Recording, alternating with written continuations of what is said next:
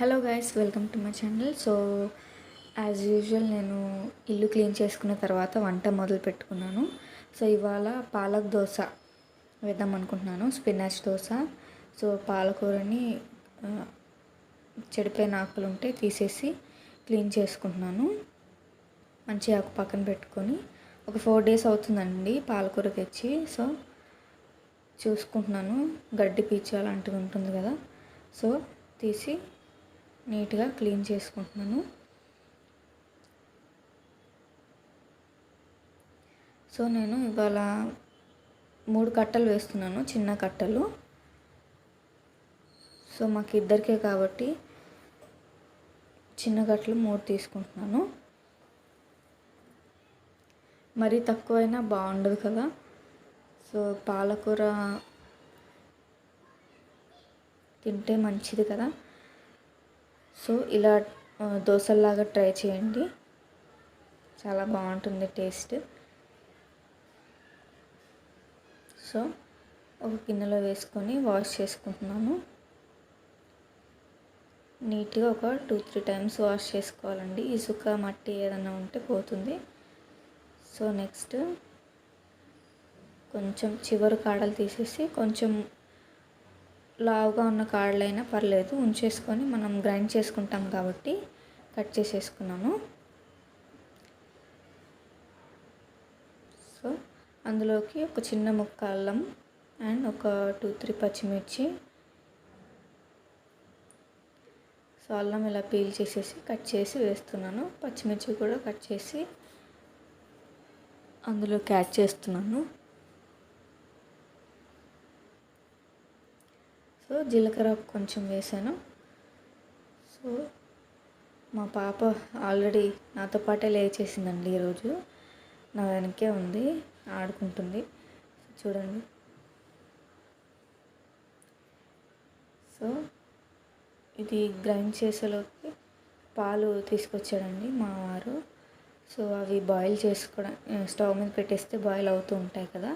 ఈలోపు నేను దోశ ప్రాసెస్ చేసుకోవచ్చు. సో గ్రైండ్ చేసేసుకున్నానండి. కొద్దిగా వాటర్ యాడ్ చేసుకోవాలి. ఒకవేళ ఫ్రెష్ పాలకూర ఈరోజు తెచ్చారు, లేదంటే ఇవాళ తెచ్చి రేపే వాడుతున్నారంటే వాటర్ అవసరం లేదు. కానీ 4 days అవుతుంది కాబట్టి కొంచెం వాటర్ కంటెంట్ అందులో తగ్గుతుంది కాబట్టి నేను కొంచెం వాటర్ వేసి గ్రైండ్ చేశాను. సో కొద్దిగా దోసపిండి తీసుకొని కొంచెం సాల్ట్ వేసుకొని ఈ పేస్ట్ అందులో వేసేసాను.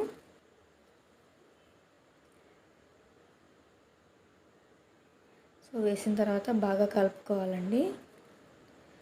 సో నేను అప్పుడే క్లీన్ చేసేసి కడిగేసుకుంటాను గిన్నెలో. సో మిక్సీ జార్ కూడా క్లీన్ చేసేసుకొని వచ్చేసాను అది వేసిన వెంటనే. సో బాగా కలుపుతున్నాను. సో కొంచెం వాటర్ వేసి కలిపేసుకోవాలి.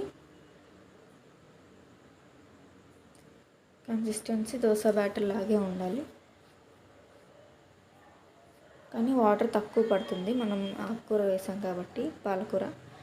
సో ఇలా ఉంటుందండి. ఇంకా ఎక్కువ పాలకూర వేసుకుంటే ఇంకా గ్రీనిష్గా ఉంటుంది. సో పెనం వేడెక్కిందండి, కొంచెం ఆయిల్ వేసుకున్నాను. సో దోశ వేసుకుంటున్నాను.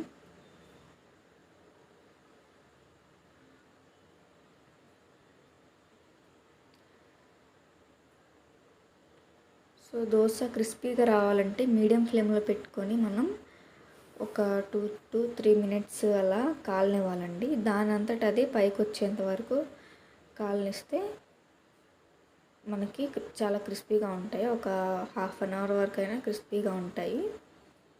సో కొద్దిగా ఆయిల్ వేసాను పైన. అండ్ బ్యాక్ సైడ్ కాల్చకుండా వన్ సైడే కాల్చుకుంటే క్రిస్పీగా ఉంటాయి. ఇది అందరికీ తెలిసిందే, బట్ చెప్తున్నాను. సో కాలిపోయిందండి దోశ, బాగా కుక్ అయింది, తీసేస్తున్నాను.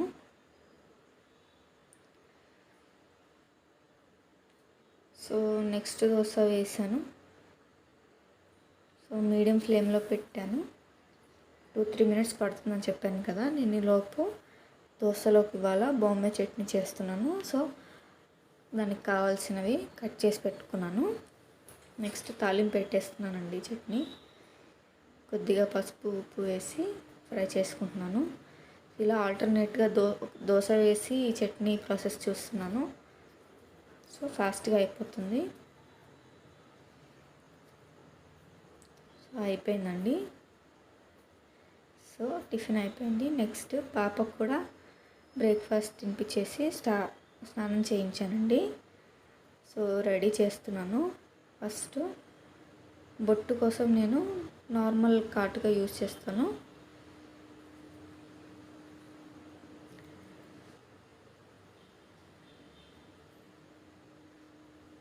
So powder Johnson's baby powder use చేస్తానండి. సో పెట్టిన బొట్ల పైన పౌడర్ అప్లై చేసేసి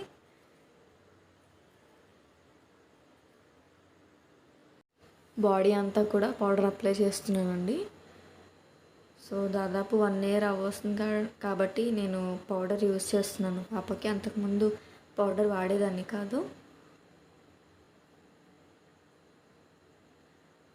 సో నెక్స్ట్ కళ్ళ కోసం నేను ఆర్గానిక్ కాటుక వాడతానండి. అది తను చేతిలో పట్టుకుంది కదా, నేను తీసుకున్నాను అనేసి ఏడ్చేస్తుంది.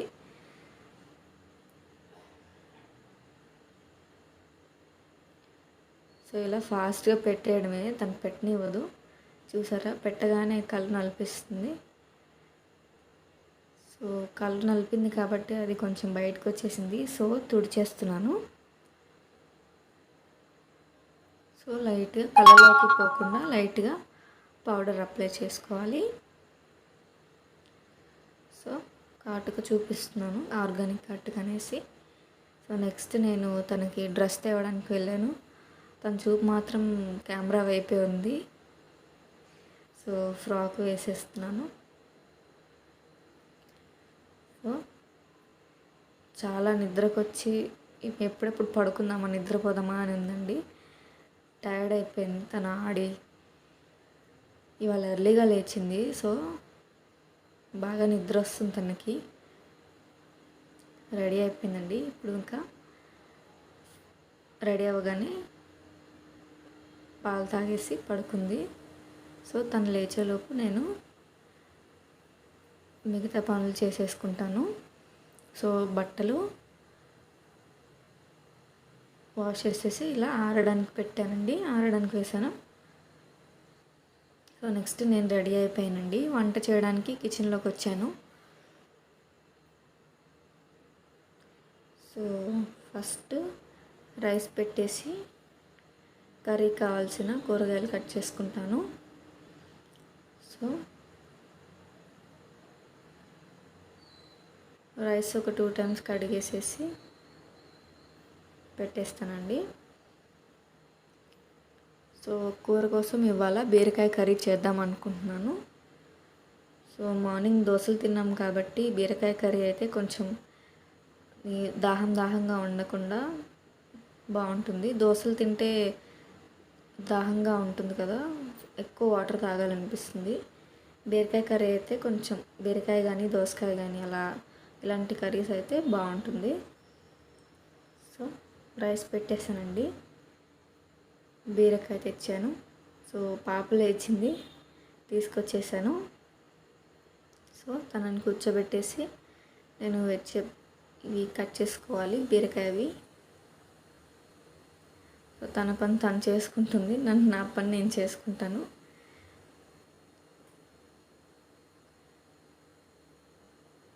కానీ ఎప్పుడు సూపర్విజన్లో ఉండాలి. తను ఎప్పుడు ఏం పట్టుకుంటుందో ఏం చేస్తుందో తెలియదు కాబట్టి చాలా జాగ్రత్తగా ఉండాలి.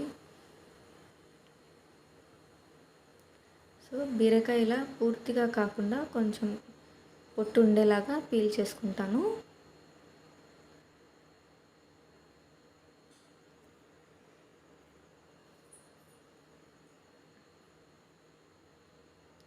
నాకు ఇవి నేను పీల్ చేస్తానంటుంటాను.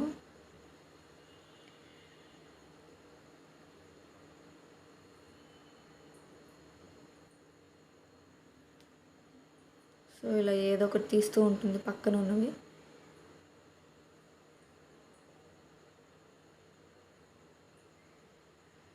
సో కూరలోకి నేను ఒక ఆనియన్ అండ్ టమాటో తీసుకొచ్చాను. సో వాటర్ వేయకుండా ఓన్లీ ఆయిల్ అండ్ బీరకాయల నుంచి వచ్చే నీరుతోటే కర్రీ చేస్తానండి. బీరకాయలో వాటర్ వేస్తే అంతగా బాగోదు. సో ఇవన్నీ వాష్ చేసుకోవడానికి వెళ్తున్నాను.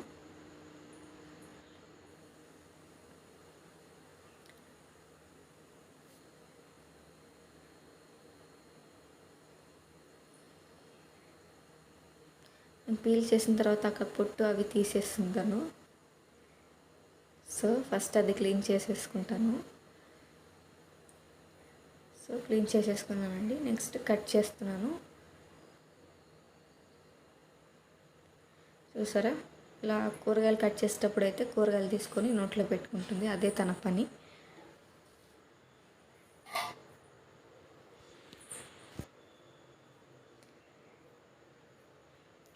సో బీరకాయల నుంచి ఒక పీస్ కట్ చేసి ఇచ్చాను.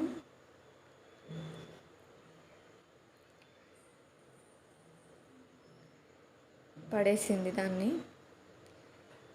మళ్ళీ టమాటో తీస్తుంది.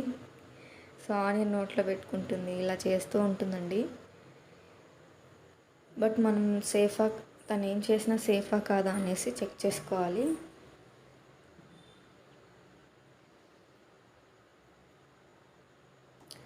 సో బీరకాయ మరీ సన్నగా కాకుండా కొంచెం మీడియం సైజులో కట్ చేసుకుంటున్నాను.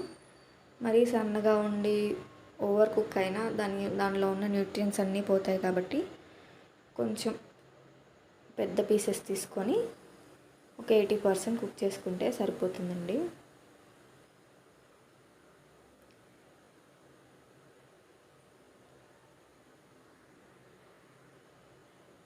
సో నేను కట్ చేసేలోపు దిగింది. కిందకి దిగుతానని దిగేసి కింద ఆడుకుంటుంది. సో కూరగాయలు కట్ చేసానండి. రైస్ అయిపోయింది.